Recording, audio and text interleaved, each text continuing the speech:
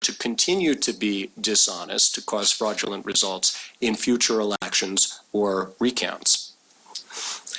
And do you have an opinion, based on your testimony thus far, of what kind of a recount would be most reliable? A hand recount, where the ballots are examined by human eyes and hand tabulated, or a rescan through the same machines with a new program? I strongly am of the opinion that a hand recount is going to provide a more accurate result because it will not be affected by any kind of cybersecurity attack that might be compromising the scanning machines. And so is it true then that you're confident that if that in any of the jurisdictions in Wisconsin where there is a hand recount and not a rerun through the machines, that those tallies should be accurate? I believe that those tallies should be accurate. The optical scan ballots used in Wisconsin are... Object to foundation here. Professor, I can try to... Sure.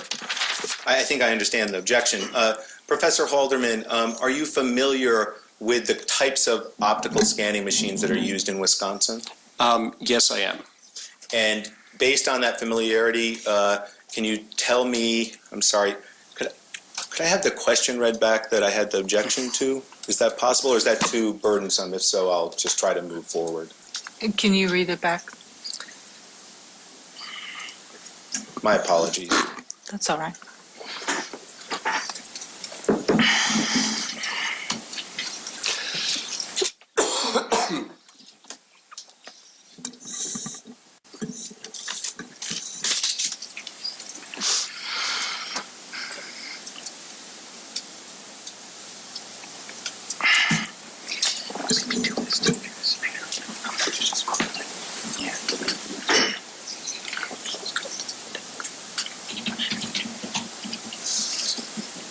Question, and so is it true that, sorry, I just lost it.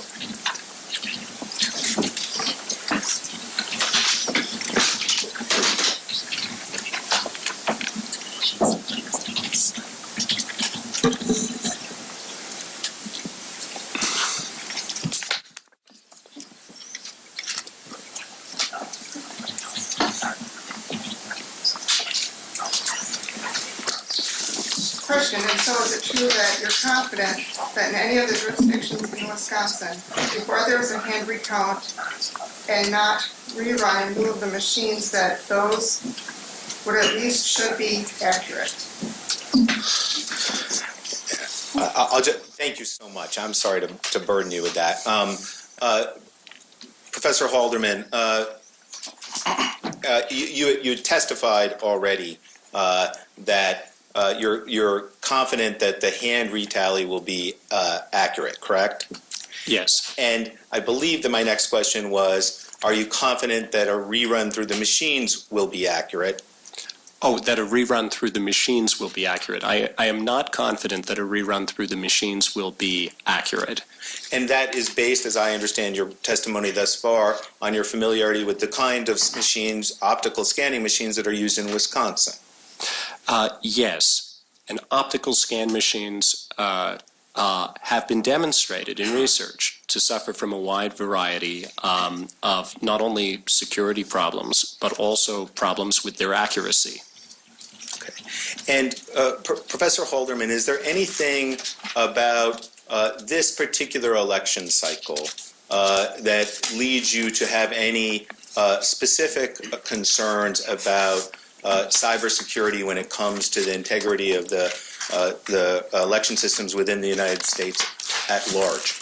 Yes, I'm concerned because in this election cycle we have seen unprecedented cyber attacks that the federal authorities have linked to foreign government that appear to have been aimed at interfering with the course of the election.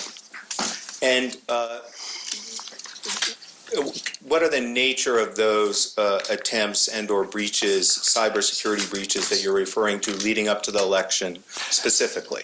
These include attacks on the email system of the Democratic National Committee, the email of John Podesta, the Hillary Clinton campaign manager, and include attacks aimed at the voter registration systems of two states, Illinois and Arizona, as well as attacks that reportedly were attempts to infiltrate election systems in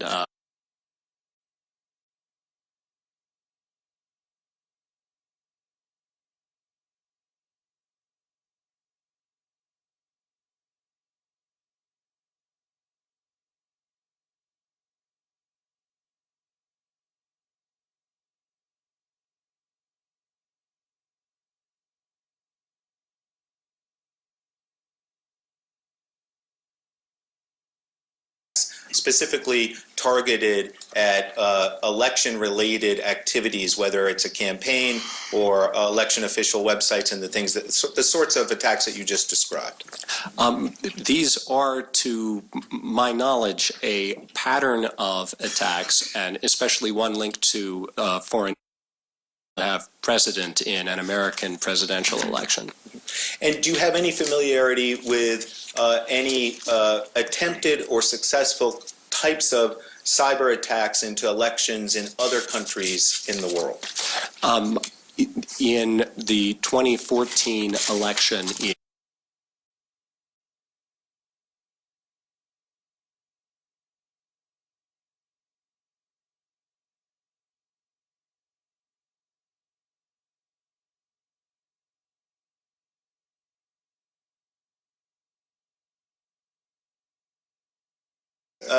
based on the nature of the attacks that you've described within the United States, do you have any opinion about the sophistication or abilities of the person or persons who carried out one or more of those attacks?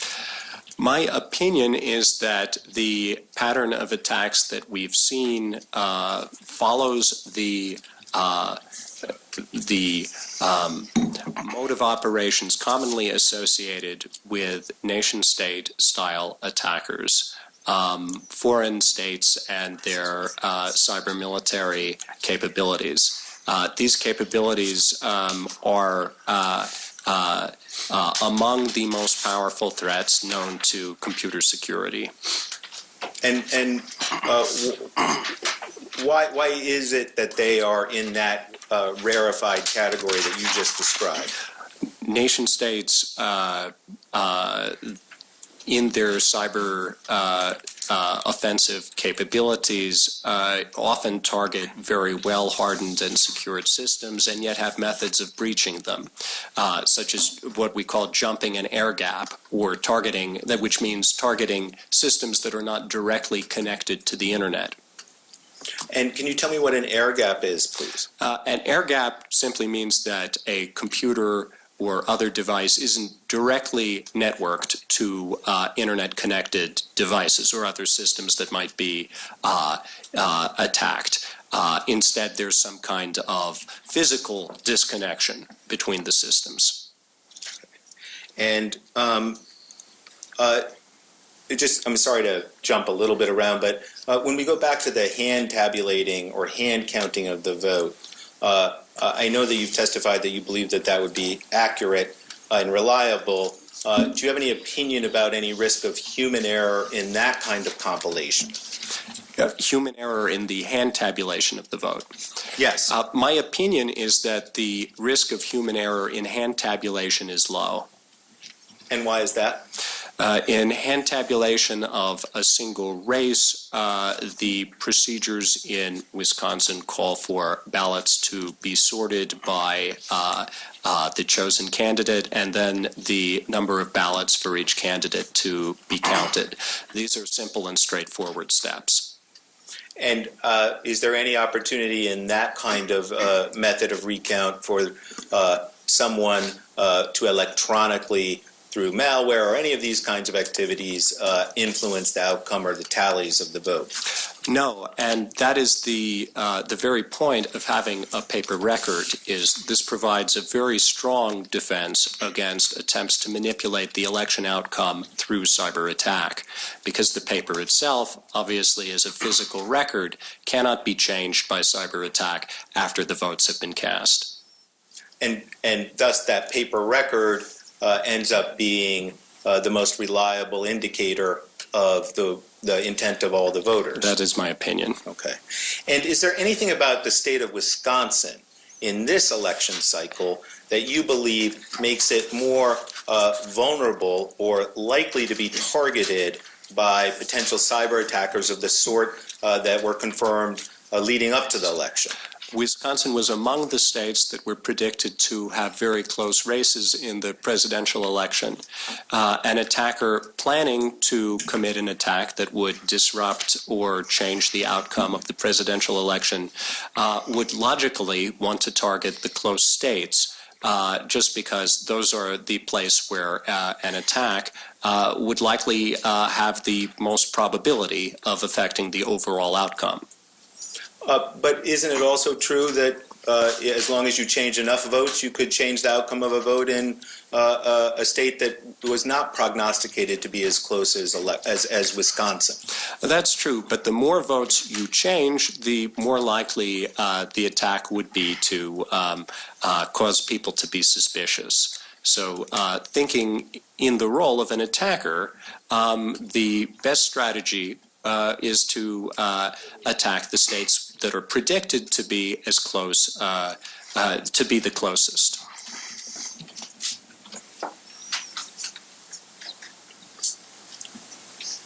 Just one moment, please.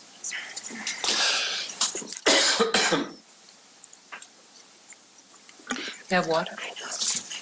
Is there more water? Is this more water? I believe so. If I may. Oh, good. Yes, thank you.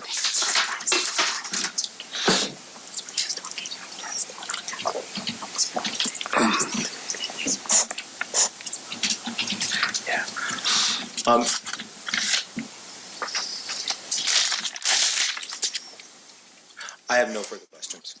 Thank you. Cross? Yes, Your Honor.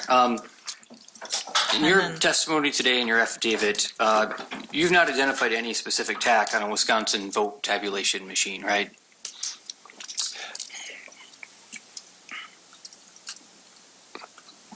I have not. And you've not identified any instance of a Wisconsin vote tabulation machine being compromised, right? That is true, though the evidence of that would come from the paper record and by comparing that to the digital record. And you're not aware of any malware currently on a Wisconsin election tabulation machine? I don't know of any malware presently on the machines, but the evidence of the malware would come from inspecting the paper ballots. And you don't know what kind of seals are used in Wisconsin, right? On the machines?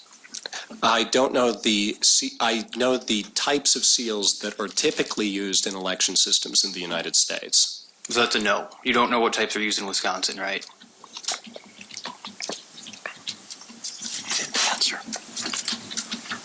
I'm sorry. I do not know which types. Okay, thank you. I'm sorry. I was on the ball there. And you've not physically reviewed or investigated any of Wisconsin's machines or the security procedures used in this election, is that right? Yes, I have investigated some of the electronic voting machines used in Wisconsin. In Wisconsin? I haven't conducted the investigations within the borders of Wisconsin. So you haven't conducted any that have been tested by the Wisconsin Election Commission? I have tested some of the models of voting machines that have been used that are used in Wisconsin. The question is not models, the question is machines.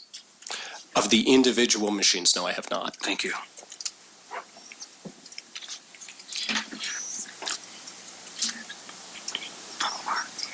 And you're not aware of any malware on election tabulation machines in Wisconsin that would affect a recount in the way that you described would be possible? I am not aware of such malware, although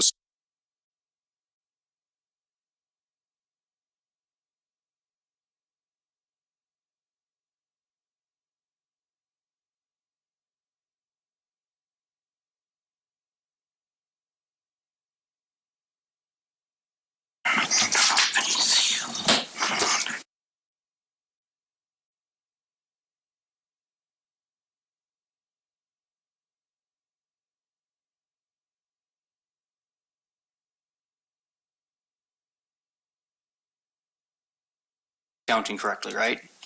a hand comparison, between the ballots that are fed in and the count that it.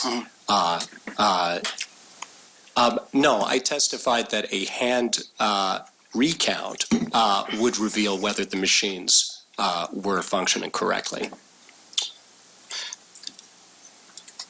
Okay, so a hand recount, meaning you look at the ballots that were fed through the machines. I understand the distinction. Would a comparison between the ballots that were fed through a machine and the output of the machine based on those ballots tell you whether the counting had integrity? Not necessarily. It depends on, for instance, the size of the count.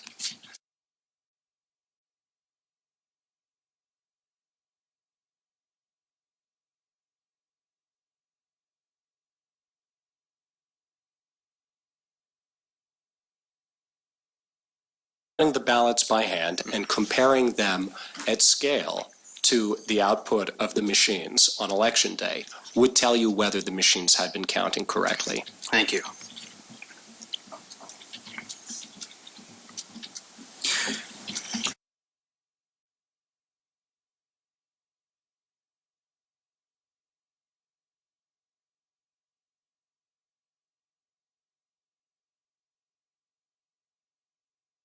Deviations between election results, and you've concluded and stated publicly that deviations between elections and polls was probably not the result of a cyber attack, right?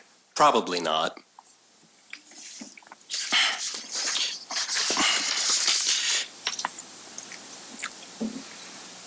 And you believe that more likely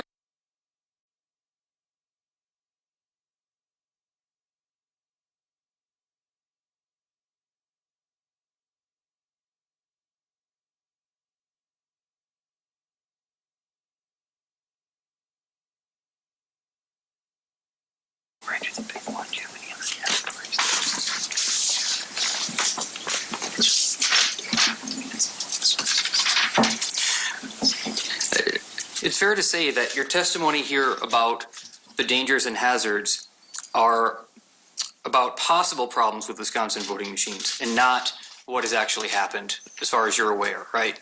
I consider vulnerabilities of this magnitude to be an actual problem with the Wisconsin voting machines.